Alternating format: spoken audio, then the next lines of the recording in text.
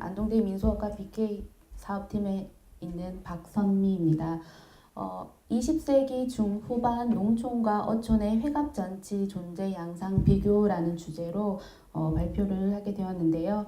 그전에는 계속해서 농촌 문화, 농촌의 회갑잔치나 혼례잔치에 관심을 가지고 연구했었는데 이번 기회에 어촌이라는 이제 주제를 부여받으면서 여기 부재에 있는 영덕국 병곡 1리에 다녀왔습니다. 그래서 자료의 양이 조금 균질하지 못한 부분도 있지만 이 비교를 통해서 회갑잔치의 성격이라고 해야 될까 아니면 그 회갑잔치의 특이성 이런 문제들을 더 구명할 수 있는 데 도움을 많이 받았습니다. 목차는 다음과 같습니다. 농촌과 어촌의 잔치 수행 조건, 그리고 진행 과정, 그리고 생업과 경제 사정에 따른 잔치 음식, 회갑잔치 수행 여부와 성차별, 이런 부분들에 대해서 농촌과 어촌의 회갑잔치를 비교해 보고자 합니다. 20세기 중후반 농촌과 어촌의 회갑잔치의 존재 양상을 비교하여 살펴보고 선택적 의뢰인 회갑잔치의 성격을 구명하고자 합니다.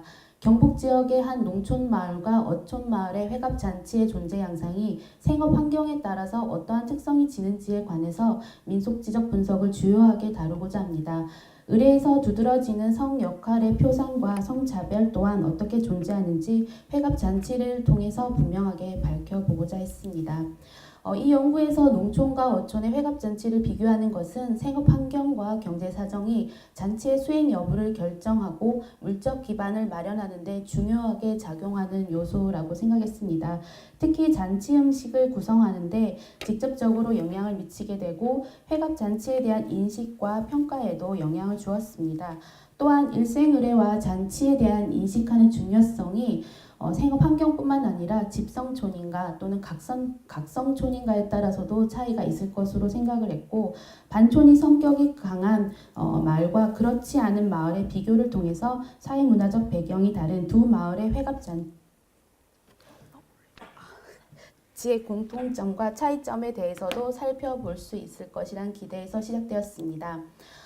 연구에 앞서서 잔치는 그래서 잔치의 개념은 크게 준비 단계와 실행 단계로 나뉩니다. 특히 실행 단계에서 잔치는 의뢰의 영역과 접빈의 영역을 포함합니다. 의뢰의 영역은 의뢰 당사자와 관련된 것이고 접빈은 손님과 관련된 것으로서 의뢰의 측면과 접빈의 측면이 모두 합쳐졌을 때 오롯이 잔치라고 부를 수 있을 것 같다는 생각을 했습니다.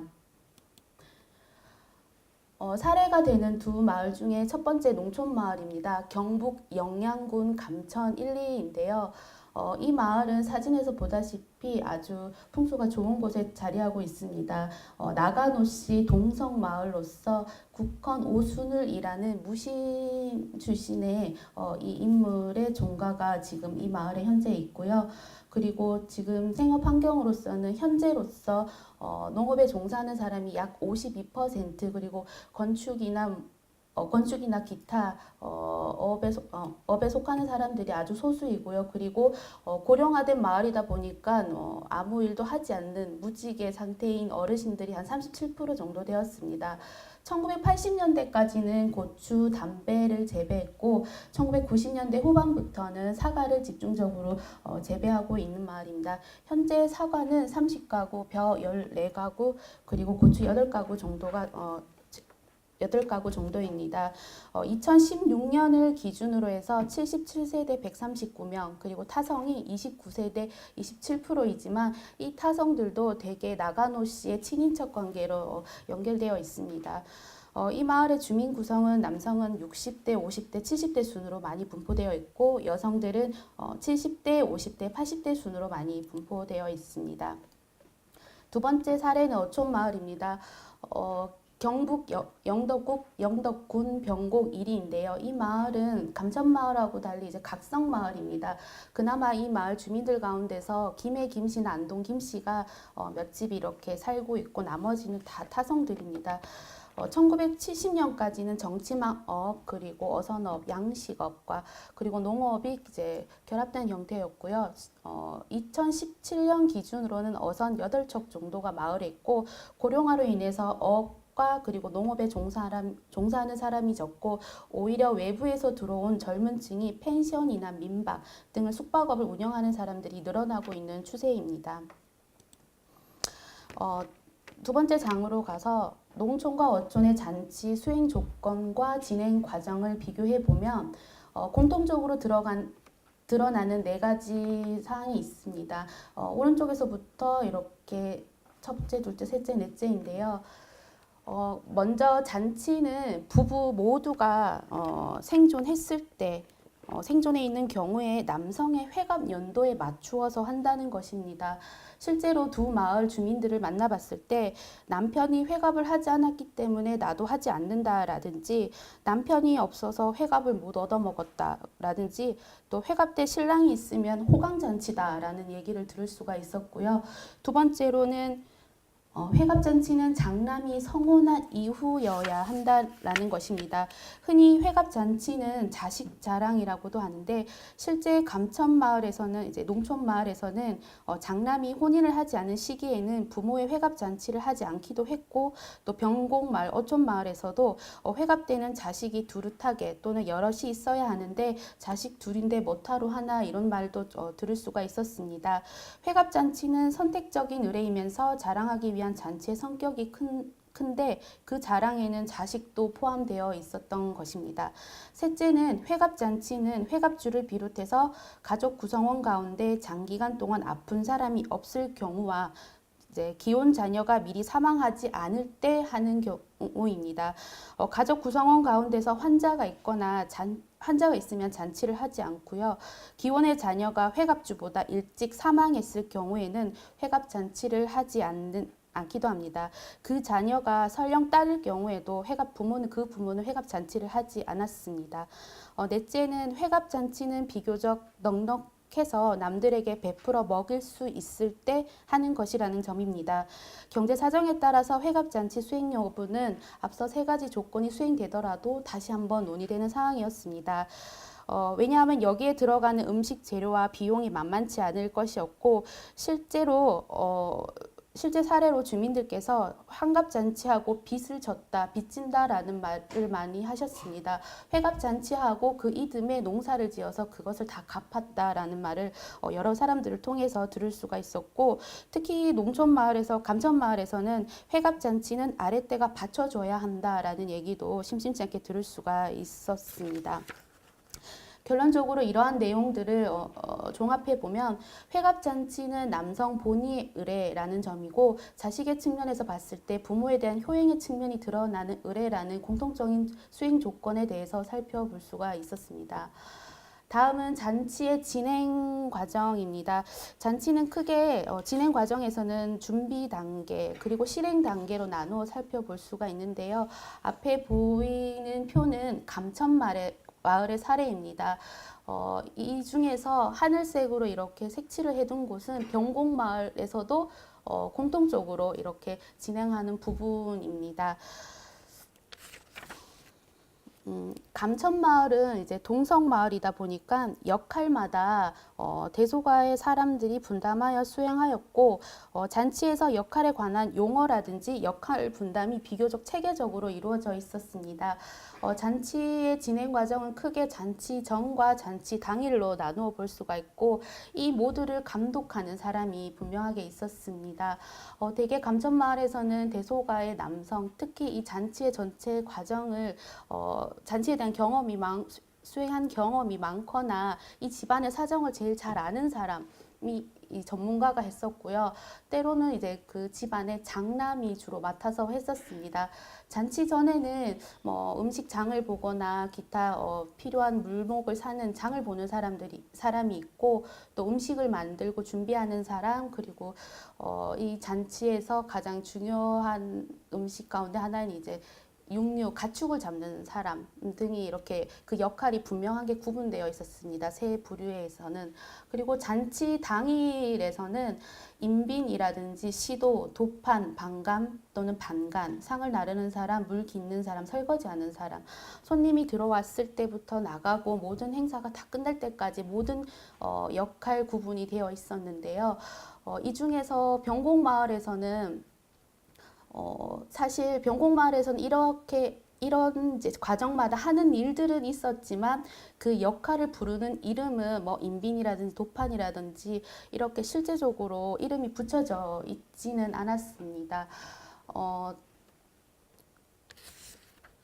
이는 이제 감천마을이 동성마을로서 의례와 잔치에 대한 인식이 남다르기도 했고, 그리고 오랜 시간 동안 회갑잔치를 경험하면서 잔치 진행에 관한 것이 체계적으로 병곡마을에 비해서 지속되었다고 볼 수가 있습니다. 여기서 특별히 좀 차이점이 나는 것은 병곡마을에서는 이 시도라는 부분, 잔치 당일날 부조를 받고 부조록을 작성하는 이 역할이 전혀 없었습니다. 왜냐하면 뒤에 추후에 수행 여부에서도 말씀드리겠지만 병곡마을에서는 회갑잔치를 수행한 경우가 거의 없고, 그리고 지금 7, 80대 노인들의 얘기를 들어보면 시집와서 회갑잔치를 한다는 얘기를 들어본 적도 없고 가본 적도 없다라고 말할 정도로 회갑잔치 수행률이 아주 낮았습니다. 그래서 본인 잔치를 한 사례도 있긴 했지만 줄 수 없어서 다시 되돌려 줄 수가 없었기 때문에 서로 주고받음을 하지 않았던 것으로 보입니다. 잔치의 진행 과정을 두 마을을 비교해 보면 결과적으로만 말씀드리면 감천마을은 큰 상을 차리지 않더라도 손님 대접은 반드시 했습니다. 오히려 손님 대접을 하는 것을 더 중요하게 생각하기도 했고요. 그리고 회갑주를 위한 마당좌라는 것을 했습니다. 마당좌를 하게 되면 잔치 음식을 더욱 풍성하게 마련하는 경향이 있고 잔치의 규모가 아주 커지게 됩니다. 반면에 병곡마을 같은 경우에는 잔치 당일 회갑주 큰 상을 차린 다음 자녀들이 축수하고 손님 대접을 하거나 큰 상은 차리되 손님을 초대하여 대접하지 않거나 큰 상은 차리지 않는데 손님만 초대하여 대접하기도 했습니다. 여기에서 마당좌라는 것은 제가 안동의 다른 마을에도 조사를 많이는 해보진 않았지만 마당좌라는 용어는 이 감천마을에서 처음 들었는데요. 큰 상을 회갑주를 위한 큰 상을 차려놓고 그 가운데 서 이제 그 회갑주의 자녀들이 아들이나 이렇게 자녀들이 이제 얼굴에 안동에서는 환치를 한다고 얘기를 합니다. 얼굴에 이렇게 숯검댕이를 칠하고 난 뒤에 부모님을 이렇게 즐겁게 기쁘게 해드리고, 때로는 규모가 커질 경우에는 그 마을에 풍물패가 동원돼서 풍물을 치고 한바탕 이렇게 놀이를 하는 것인데요. 이러한 이제 병곡마을에서는 마당좌라는 것도 없지만 이러한 내용조차 알고 계시지 않았습니다. 이것은 감천마을의 회갑잔치 진행 과정을 제가 조금 도식화한 것인데요. 회갑잔치는 그냥 생각했을 때 회갑집에 가서 부조하고 축하드리고 음식을 먹고 즐겁게 놀고 온다라는 막연한 생각을 했었는데, 이번에 이제 조사를 해보니까 조금 더 이제 체계적으로 이렇게 준비하고 진행된다는 것을 알 수가 있었습니다. 가령 여기 한 분의 손님을 기준으로 봤을 때 손님이 처음 들어오면 인빈이라는 사람을 만나게 됩니다. 이 인빈이 시도를 보는 사람에게 이 손님을 소개시켜드리고, 여기에서 이 손님은 부조를 전달하고, 그리고 시도는 이제 그 부조 물목을 작성합니다. 그런 다음에 인빈의 동행하에 이 손님은 회갑주 부부 또는 회갑주에게 인사를 드리러 가는데요. 감천마을에서는 남성의 회갑일 경우에는 사랑채에 이 회갑주 부부 또는 회갑주가 머물고 있었고, 여성의 회갑일 경우에는 회갑주가 안채에 머물고 있었는데, 제가 숫자를 썼는데 하여튼 여기 3번의 공간에 가서 손님이 인사를 드린 다음에는 이 집 주변에 있는 이 네모가 마을에 있는 여러 이웃집입니다. 회갑집에서는 미리 사전에 마을의 여러 집을 사전에 섭외를 해둡니다. 그래서 손님이 오셨을 경우에 이 집안에 다 수용하지 못하기 때문에 적절한 곳에 이렇게 손님을 모셔가서 식사를 먼저 밥상을 먼저 대접해 드립니다. 이 인빈이 중요한 이유는 이 손님이 어느 방에 어느 집에 가느냐 그것을 판단하는 것도 아주 중요한데요. 그래서 이 인빈이라는 사람이 이 집안의 이제 친인척 관계나 이런 것들을 기타 여러 이제 사정들을 잘 알고 있어야 성격이 비슷한 손님들끼리 이렇게 같은 공간에 이렇게 자리를 마련해 주십니다. 그런 다음에는 식사를 한 다음에는 이제 본격적으로 여기 마당에 마당자라는 것을 시작하면 이 손님들도 다시 나와서 마당자를 구경하게 됩니다. 그런 다음에 한판 마당자가 끝난 다음에는 곳곳에 흩어져서 또 이제 술과 안주를 풍성하게 먹으면서 이제 잔치의 분위기를 계속 이어가는 것입니다. 감천마을 같은 경우에는 이렇게 잔치 진행 과정이 아주 꼼꼼하고 체계적으로 이렇게 되어 있었는데 병곡마을에서는 전혀 볼 수 없는 상황이었습니다. 그래서 이제 잔치 진행 과정을 비교해 봤을 때 농촌과 어촌의 회갑잔치 진행 과정을 비교했을 때 준비 단계와 실행 단계로 나뉘는 것은 공통적이라고 볼 수가 있습니다. 이것은 농촌, 어촌을 떠나서 안동의 다른 마을, 여러 마을을 조사했을 경우에도 공통적으로 나타나는 것이었고요. 어촌은 농촌에 비해서 상대적으로 잔치의 진행 과정이 간소했던 반면에 잔치의 역할 분담, 마당자 등에서도 조금 체계적이지 못했다라는 것을 알 수가 있었습니다.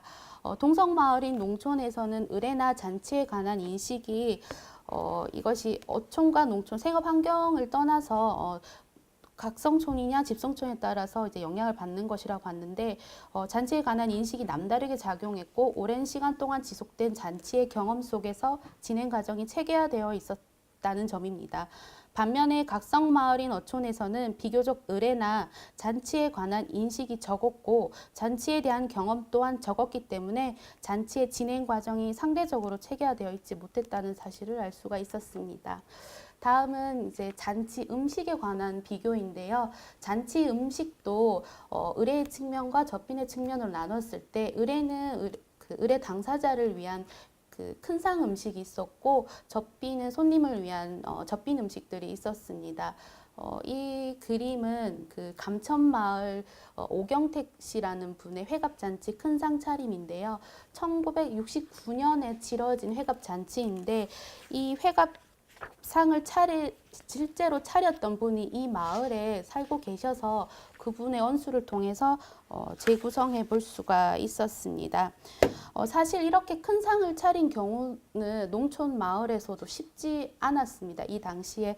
그래서 대체적으로 그 주민들은 큰 상을 차린다고 하지만 보통상이라는 것을 차렸다고 합니다. 마을 주민들이 큰 상이 아닌 보통상을 차렸다라고 말씀을 많이 하시는데 보통상이라는 것은 이 큰 상에 보이는 것처럼 여러 가지 음식을 이렇게 여기 첫째, 둘째, 셋째 줄까지는 이렇게 많이 괴어서 쌓아 올리는 음식들인데요. 이렇게 쌓아 올리지 못했고 여러 종류의 음식도 마련하지 못하고 조금씩 정말 중요하다고 생각하는 것들이나 이렇게 마련할 수 있는 것들 중심으로 쌓지 못하고 이렇게 형식적으로 이렇게 차려놓게 되었습니다. 그런 상을 이제 보통상이라고 했는데 큰 상을 차리지 못하니까 그 아쉬움을 보통상으로 좀 달랬던 것으로 볼 수가 있습니다. 여기 위에 미역국과 밥은 실제로 회갑주가 먹을 수 있는, 실제로 식사를 할 수 있는 음식이고 이 앞에 높이 쌓아 올린 근상 음식들은 회갑주의 회갑을 축하하는 의미도 담겨 있고 이것들을 다시 마당자가 끝나게 되면 그 음식들을 나누어서 과방에서 도판이 나누어서 손님들에게 베푸는 음식으로 사용되었습니다. 실제로 이 마을에서 큰상 음식을 차리기가 쉽지 않았다는 것은 본문에도 제 발표문에도 있고요. 여기 앞에 보면 제가 인용물 넣어놨는데 이분의 얘기만 들어도 알 수 있고요. 대부분 마을 주민들이 이렇게 많이 증언을 해주셨습니다. 이 자료는 대구 매일신문의 1982년 기사인데요. 이 시기에도 이 마을은 농과 호수에 비해서 농경지가 매우 적은 논 17.5헥타르, 밭 52헥타르로 호당 0.6헥타르 정도이다라는 기사를 볼 수가 있습니다. 1975년에 전국 농가당 평균 경지 면적이 0.9헥타르이고 1980년에 영양군 농가당 평균 경지 면적도 1.16헥타르인 것과 비교했을 때도 아주 적은 편인데요. 이 자료는 대체적으로 논의 면적이 많이 들어간 자료였고 반면에 여기 그럼에도 불구하고 이 마을에서는 밭의 면적이 더 많기 때문에 오히려 아주 더 이 수치로 나오는 상황보다는 더 어렵지 않았나라고 이제 가늠해 볼 수가 있었습니다. 제가 그 조사를 하면서 감천마을에서 얻을 수 있는 회갑잔치 사진은 딱 두 사진이었습니다. 가장 오래된 것이 이 오가포시 조부님 회갑잔치인데요. 1943년에 찍은 사진이고 요즘은 사진을 많이 찍다 보니까 여러 컷을 찍게 되는데 이때는 이 기념사진 단 한 컷, 이거 한 장 찍는 것만으로도 의미가 있었던 것 같습니다. 여기 보시면 이 오가포시라는 분도 지금 70이 넘으셨는데 이분도 이 당시에 생존해 있지 않으셨고요. 이분이 오가포시 누나라고 이분인 것 같습니다. 오가포시 누나라고 하는데요. 이분 말고 여기 계시는 분들은 지금 아무도 생존해 있지 않다고 그러십니다. 밑에 사진은 오영수 씨라는 분인데요. 이분은 아까 그 오경택 씨 그 큰 상차림을 직접 하셨던 분입니다. 이분의 부친 회갑잔치 1981년도 사진입니다. 여기 큰 상까지는 아니고 작은 상을 차렸던 것 같습니다. 그리고 앞에 여기 사진에는 나오지 않지만 자녀들이 이제 인사를 드리는 장면이 있지 않았나 생각이 듭니다. 이 사진은 병곡마을 김영동 씨라는 분인데요. 이분은 현재 90세이고 이 마을에서 최고령 남성분이시면서 이 마을에서 평생 살아오셨는데 회갑잔치를 한 사례는 본인밖에 없다라고 하실 정도로 이 마을엔 회갑잔치를 거의 안 했던 것으로 보입니다. 이때 당시만 해도 벌써 이제 케이크가 나왔고요. 여기 앞에는 과자, 감, 사과, 배, 떡 이렇게 간단하게 몇 가지 과실류를 이렇게 쌓아 올렸습니다. 여기는 그 미역국이 올라와 있지 않는데 이 큰 상 전에 이미 가족들하고 식사를 했기 때문에 올리지 않으셨다고 말씀을 하셨습니다. 이제 그 다음에는 그 두 마을의 회갑잔치 접빈 음식에 관한 것입니다. 여기 보시면 이쪽 왼쪽 편이 감천마을의 접빈 음식이고요. 오른쪽에는 병곡마을, 어촌마을의 접빈 음식인데 감천마을의 접빈 음식의 특성이라고 해야 될까요? 밥상과 술상이 대부분 잔치에서 구분이 되어 있었습니다. 밥상과 술상의 구분이 명확했고요. 반면에 병곡마을, 어촌마을 같은 경우에는 밥상과 술상의 구분이 거의 없었습니다. 밥상에 술과 이제 여기 주로 안주로 쓰이는 돼지고기를 함께 올려서 술과 안주를 함께 먹고 식사만 하고 이렇게 돌아가시는 그런 형태로 잔치를 치렀던 것으로 볼 수가 있습니다.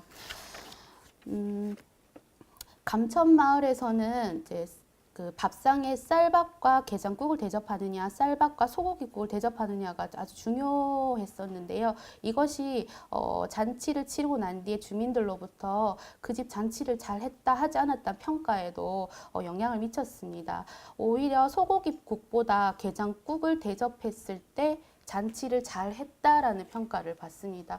그래서 회갑잔치 때 그 집 개를 잡았다 그러면 잔치 잘했다라는 얘기를 많이 할 수가 있었습니다. 당시 그 개를 잡더라도 많은 사람들을 다 충족시킬 수는 없고 한두 마리 정도 잡아서 게장국을 끓이면 사실상 고기는 거의 없고 나물이 많이 들어가는데요. 그래서 어떤 할머니들은 그런 얘기를 많이 하세요. 개가 지나만 가도 맛있다라고 할 정도로 게장국을 아주 좋다고 말씀을 하시는데요. 이게 개고기가 맛있다는 것은 이분들의 아주 좀 주관적인 생각이라고 판단이 됩니다. 개고기가 오랫동안 이제 보양식이었다는 점, 그리고 평소 쉽게 먹을 수 없는데 한 마리, 이렇게 소는 한 마리씩 이 마을에서는 형편이 안 되었. 어촌보다는 형편이 나았던 것으로 보이는데 이 마을도 그렇게 넉넉한 마을이 아니어서 잔치 때 소를 잡은 집은 단 한 집도 발견되지 않았습니다. 그래서 소는 한 마리 못 잡고 국에 들어가는 아주 소량만 구입했던 것인데 대신에 개는 잡음으로써 잔치의 분위기도 나고 더 대접받는다는 느낌을 받았던 것으로 봐서 평소 쉽게 먹을 수 없었던 육류라는 점에서 어쩌면 이제 문화적인 맛, 이분들에게는 그런 맛이 작용했던 것이 아닐까라는 생각도 들고, 또 회갑잔치의 잔치 음식을 먹으러 오는 사람들, 참여하는 사람들이 대개 노인이라는 점에서 이런 것들이 적절하게 맞아떨어졌던 것으로 보입니다. 반면에 병곡마을에서는 어떤 국을 대접하느냐 보다는 쌀밥을 대접하느냐, 잔치 국수를 대접하느냐에 따라서 그 평가가 나뉩니다. 잔치 크게 한 경우는 아까 김용동 씨 사례 하나밖에 없었지만 그래도 작게 잔치를 했다는 분의 경우에는 이제 지금 살아 계시는 주민들의 친정 아버지, 이 마을에 살고 있는 친정 아버지 잔치를 회상했을 때 조금 더 잘 살면 쌀밥을 대접했고 그렇지 못한 집에서는 국수라도 대접했다라는 사실입니다. 그리고 이 두 마을에서는 여기 생선이라는 다른 여러 가지 부식들도 많습니다. 그렇지만 생선에서 조금 큰 차이를 보이는데요. 그 감천마을에서는 주로 생선 종류는 많지만 여기 뒤에 보시면 본문 부록에 있습니다. 그 생선 종류는 많습니다. 그런데 조리 방법이 대개 다 조림입니다. 대체적으로 다 조리는 반면에 병곡마을 같은 경우에는 대부분 생선을 찝니다. 일상적으로 생선을 접하기 쉬웠던 병곡마을에서는 비교적 생선을 쪄서 5마리째 대접했던 반면에 감천마을 같은 경우에는 생선을 마련은 할 수는 있었지만 양을 부풀리기 위해서 조리 방법을 조림을 택했던 것 같습니다. 생선 외에도 뭐 여러 가지 야채, 채소 이런 것들을 넣어서 양을 좀 부품하게 했던 것으로 보이는데 잔치에서 음식의 종류와 조리법도 이제 경제 사정과 생활 환경에 따라 좀 달라졌던 것을 볼 수가 있습니다. 사실 주민들 한 분 한 분의 여기 보시면 경제 사정이라든지 이 내용들을 꼼꼼하게 검토해 보면 결과적으로 그런 내용들을 파악할 수가 있었습니다. 감천마을은 병곡마을에 비해서 이제 농촌마을은 어촌마을에 비해서 잔치를 체계적으로 진행했고 손님 접빈에 있어서도 밥상 즉 식사를 먼저 대접한 다음 술상을 내어드리는 것이 일반적이었고 그 안에서 이제 경제사정에 따라서 밥상과 술상의 안주를 함께 내어드리는 경우도 간혹 볼 수가 있었습니다. 밥상과 술상이 구분되어 있다는 것은 잔치의 진행 과정이 체계적이라는 것이기도 하지만 나름의 기준에 의해 격식을 차리는 것이기도 하고 음식 대접을 더 풍성하게 잘했다는 이야기이기도 합니다. 병곡마을은 어촌마을은 밥상에 술과 안주를 함께 차려내어서 음식의 가짓수를 줄이고 잔치의 진행 시간도 단축시켰던 것으로 보입니다. 농촌인 감천마을의 경제 사정이 더 낫다라고 할 수도 있겠지만 또 다른 측면에서는 동성마을로서 의례 또는 잔치에 대한 규범이 더욱 체계적으로 자리 잡고 있었던 것도 한 요인으로 볼 수가 있습니다. 그렇다면 제가 앞서 얘기한 왜 감천마을 회갑잔치는 좀 더 체계적이고 풍성하고 이런 자료도 많은 반면에 병곡마을은 왜 그렇지 않은가에 대해서 의문을 가지고 수행 여부에 대해서 각각 살펴봤습니다. 사실상 이 자료에 수집된 시기는 보통 1940년대 이후부터 수집되었지만 주민들 가운데서 부부가 아니고 시집 왔을 때 시어머니만 계셨거나 시아버지나 뭐 다른 가족들의 회갑잔치 수행 여부를 확실하게 알지 못하는 경우를 제외하고 현재 이 마을에 각각 살고 계시는 제보자들 부부 중심으로 살펴본 결과입니다.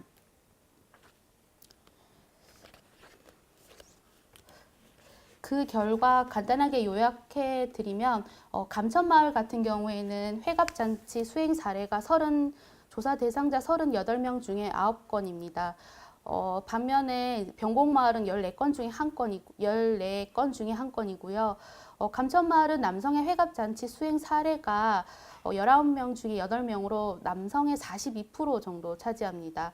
여성은 19명 중에 1명만 회갑잔치를 수행했습니다. 그리고 병곡마을 같은 경우에는 남성의 회갑잔치 수행 사례가 아까 말씀드렸던 김영동 씨 한 분이었고요. 여성의 경우에는 아무도 잔치를 하지 않았습니다.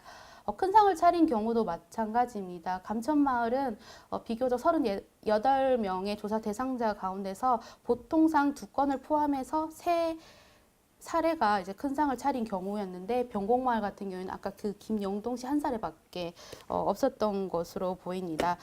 이처럼 회갑잔치 수행과 큰 상 차림 여부를 비교해 본 결과 두 마을 모두 회갑잔치의 전체 수행 비율이 절반도 안 될 만큼 낮았습니다.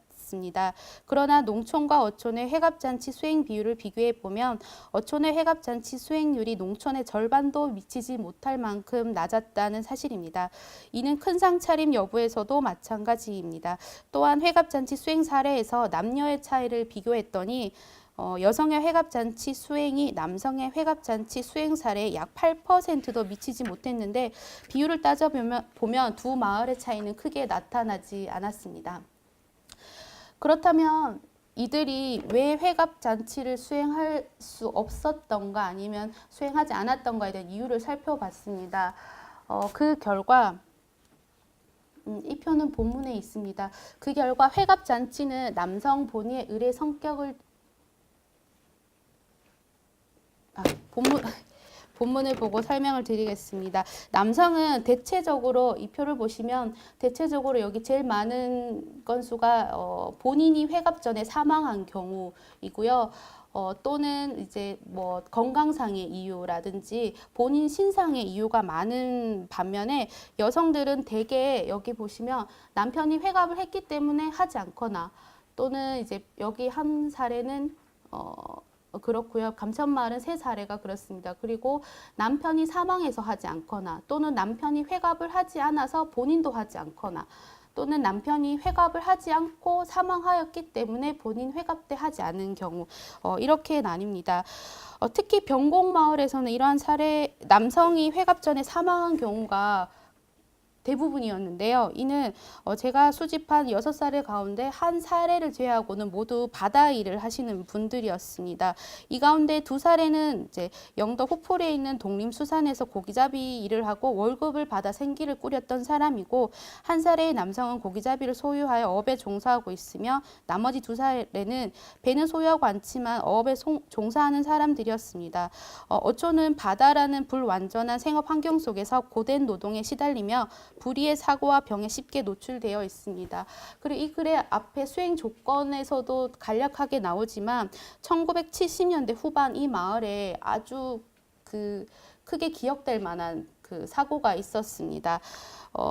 겨울철이었던 걸로 기억을 하시는데요. 당시 한 척의 배가 13명의 어부를 태우고 바다에 나갔는데 갑자기 풍랑을 맞아서 이 중에 2명만 살고 11명이 사망하는 사고도 있었고요. 이만큼 바다라는 생업 환경이 불완전하다는 것을 말씀드리고 싶었던 것인데 지금 돌아가신 분들의 부인들이 현재 마을의 7, 80대 할머니들이신데요. 그래서 이분들한테 회갑잔치에 대해서 여쭤보면 남편이 일찍 사망했기 때문에 라는 이유를 가장 많이 들을 수가 있었습니다.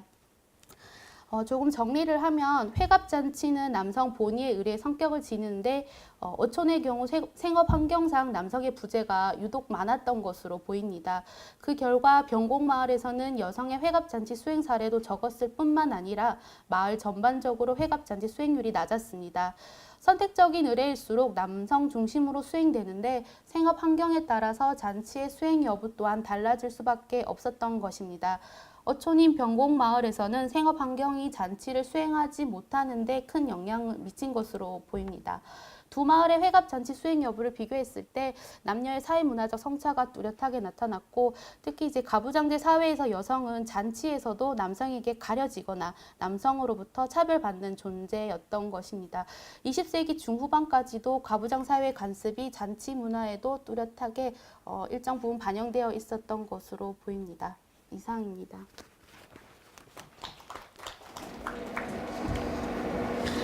네, 박선미 선생님 발표 잘 들었습니다. 굉장히 재미있었고요. 그리고 제가 토론문을 작성하던 때는 좀 궁금하게 여겨졌던 부분들이 발표를 들으면서 상당 부분 해소가 되었습니다. 예, 감사합니다. 제 토론문이 그렇게 길지 않기 때문에 천천히 좀 읽어가면서 토론을 진행해 보도록 하겠습니다. 선생님의 연구는 농촌마을과 어촌마을에서 행해지는 회갑잔치의 존재 양상을 비교 고찰하여 선택적 길사의례의 성격을 규명해보고자 하는 목적에서 수행되었습니다. 그동안 회갑례나 회갑잔치에 대한 연구가 충분히 이루어지지 않았을 뿐 아니라 연구의 초점이 주로 의례 당사자에게 이제 그 초점이 맞춰졌던 것에 비해서 선생님의 연구는 의례적 측면과 접빈의 측면을 모두 포괄하고 있고 또 회갑잔치의 전후 맥락까지 살피고 있다는 점에서 굉장히 흥미로웠습니다. 특히 회갑잔치와 같이 선택적 의례일수록 남성 본위의 의례적 성격이 강하다는 것, 그리고 회갑잔치의 수행 조건을 밝힌 것은 굉장히 의미 있는 발견이라고 생각됩니다. 이러한 의의와 성과를 지닌 연구임에도 제가 이제 토론자의 의무를 다하기 위해서 다음과 같이 몇 가지 제안과 질문을 드리고자 합니다. 우선 첫 번째 질문인데요. 이 첫 번째 질문은 제가 그 토론문을 작성하면서 연구 대상에 대한 이제 질문을 좀 했었는데요. 아까 발표를 들으면서 어느 정도 해소가 되어서 이 질문은 굳이 하지 않아도 될 것 같습니다. 네, 다만 이제 조금 궁금했던 거는 그 동성마을로서 감천마을의 현황이 어떤지 앞부분에서 말씀을 해주셨는데, 특히 이제 타성바지들이 대부분 나간호 씨의 친인척이라고 했는데 거기서 이제 의례를 행할 때 어떤 역할들을 하고 있는지 그 부분 조금 궁금합니다. 예, 두 번째는요, 시기의 문제입니다. 회갑은 태어난 지 60년이 되는 해를 축하하는 의례입니다. 평균 수명이 60세를 웃돌거나 또는 밑돌았던 1980년대 이전까지만 해도 회갑은 삶과 죽음의 과도기에 치러졌던 굉장히 중요한 통가의례였습니다. 그러나 현재는 회갑례의 중요성이 굉장히 감소되고 있는 상황이고 또 의례의 방식도 많이 변화하고 있습니다. 첨부해 주신 부록 2를 보면은 제보자들이 회갑을 맞은 연도는 대부분 1980년대 후반에서 2000년대 초반으로 보입니다. 선생님께서 그 발표문에 각주를 달아주신 걸 보면은요, 저도 이제 거기 밑에 각주를 똑같이 옮겨왔는데, 그 각주 19번을 보시면은 여성의 평균 수명은 1970년도에는 65.5세였고요. 1980년도에는 70세 정도였습니다. 그러니까 1970년대에 이미 이제 여성의 평균 수명은 회갑을 웃돌았던 것이고요. 반면에 남성의 평균 수명은 1970년도에는 58.6세로 회갑까지 사는 사람이 그렇게 많지 않았던 것이죠. 그러다가 이제 1980년도로 넘어오면서 회갑을 겨우 이렇게 넘기는 것을 볼 수 있습니다. 따라서 1980년 정도를 기점으로 해서 이 회갑에 대한 어떤 사람들의 인식이나 뭐 이런 것들이 많이 변화하지 않았을까라고 이렇게 추정을 해볼 수 있습니다. 그런데 이제 그 선생님 발표에서는 시기에 대한 얘기가 좀 빠져 있는 것 같고요. 그리고 이제 아까 잔치상이나 뭐 이런 걸 보여주셨을 때도 1969년도 자료를 보여주셔서 약간 좀 혼란스러운 문제가 있을 수 있을 것 같습니다. 그래서 제 생각에는 이 1980년대를 넘어서면서부터 회갑 잔치에 대한 사람들의 인식 또한 상당히 많이 이제 변화가 되었을 거라고 생각을 하고요. 물론 경제적 상황도 굉장히 중요하지만 그 회갑례와 회갑 잔치에 대해서 사람들의 인식이 변화하고 있다는 점을 주목해서 주목을 해야 되지 않을까라고 생각을 하는데 그 점에 대해서는 선생님 어떻게 생각하시는지 궁금합니다. 네, 그리고 이제 세 번째 질문인데요. 선생님께서는 연구에서 선생님 연구에서 가장 흥미로웠던 부분은 회갑잔치의 수행 조건을 밝힌 부분이었습니다. 이것을 통해서 의례를 연구할 때 그 의례를 행하는 목적이나 의례의 전체 과정을 살피는 것 못지않게 그 의례를 수행을 하는지 여부도 주목할 필요가 있다는 것을 알게 되었습니다. 이것과 더불어서 한 가지 더 궁금한 사항은 회갑잔치의 수행 여부가 의례 주체들에게 어떤 영향을 미치고 있는가 하는 점입니다.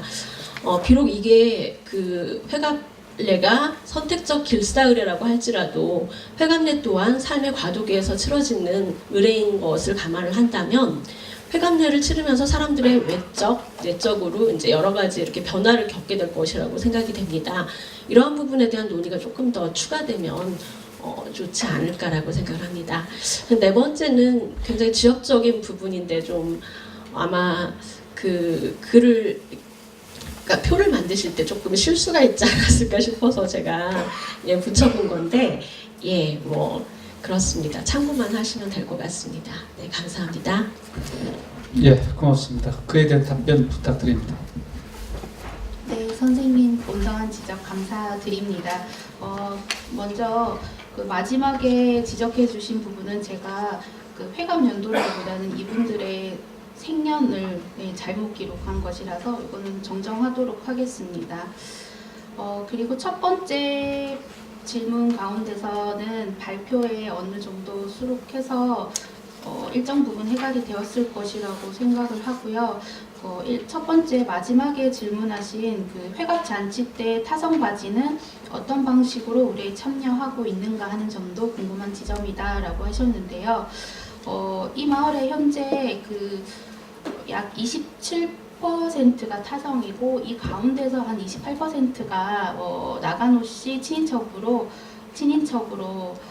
이렇게 혼방관계가 묶여 있습니다.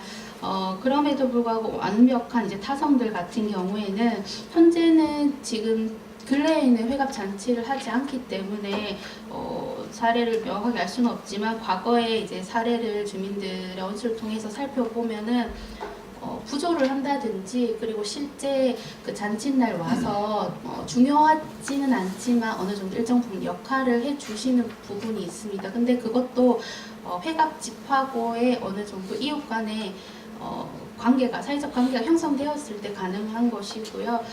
정말 다른 타성이 별로 친하지도 않은 그 나가노시 집에 잔치집을 가지는 않습니다. 인근에 살면서 좀 가까운 경우에는 그렇게 수행하고 있었다는 얘기를 들을 수가 있고 이분들도 잔치 음식을 얻어 먹는다 와서 직접 밥상과 술상 이렇게 받는다기보다는 대체적으로 그냥 음식을 얻어가는 경우가 더 많았다고 그런 얘기를 들을 수가 있었습니다. 그리고 두 번째 말씀은 회갑례와 회갑잔치에 대해 어떻게 인식하고 있는가 하는 점 또한 고려돼야 할 변수라고 여겨진다라고 하시는 부분은요. 사실 지금 회갑의 의미가 많이 퇴색되어 가는 것은 사실입니다. 예전에는 어쩌면 지금 말씀드렸던 게 어느 정도 일정 부분 그 이념형에 좀 가까울 수도 있는데요. 수행 조건에 관련해서는 여전히 그렇게 생각하고 계십니다. 회갑을 하려면 그런 조건들이 갖춰져야 한다라는 거지만 실제로 제가 다른 계기로 며칠 전에 감천말에 또 다녀왔습니다. 근데 지금 이번 달에 회갑 잔치를 하시는 분이 있대요. 네, 근데 그분 같은 경우에는 자녀들이 아무도 결혼을 하지 않았어요. 그런데 그 돈이 있으니까 베풀 수 있으니까 하겠다라는 그 다른 주민들의 얘기는 그 집이 돈이 있으니까 회갑 잔치를 하지. 그러니까 약간의 이념형하고 실제형하고 조금 다르다는 지점을 말씀드리고 싶고요. 현재로서는 그리고 오히려 최근에는 7순, 8순을 더 많이 하면서 한턱 낸다라든지 한 끼 대접한다 이렇게 많이 생각하고 있는 것 같습니다. 그럼에도 불구하고 뒤에 그 세 번째 질문하고 조금 이어지는 부분인데요. 그 외적으로는 이제 마을 내에서 회갑 잔치를 하게 되면은 좀 더 예우받는 뭐 상어른 어른으로서 사회적 지위가 이제 변화된다는 점을 말씀드리고 싶고 그리고 내적인 변화는 사실 이 부분에 대해서는 제가 이렇게 많이 추가적으로 보완하지 못한 지점인데요. 그 어촌마을의 김용동 씨 같은 경우는 제가 여쭤보니까 나는 왜냐하면 실제 이 마을에는 회갑잔치를 많이 하지 않으셨음에도 불구하고 본인은 하는데 여기 오시는 마을의 노인들이 보기가 부끄러웠다라고 생각을 하시더라고요. 오히려 그래서 송구스럽다라는 그런 말씀을 하시면서도 내가 이렇게 되었나라는 이런 말씀도 하시고요. 그 장수의 회갑잔치를 함으로써 장수를 했다라는 과거의 인식하고는 좀 다른 실제 인식들을 좀 엿볼 수 있었던 것 같습니다. 답변이 될지 모르겠습니다. 답변은 저를 보면 안 되죠. 질문자를 보셔야죠. 네, 답변이 되었습니다. 네, 아마 두 분이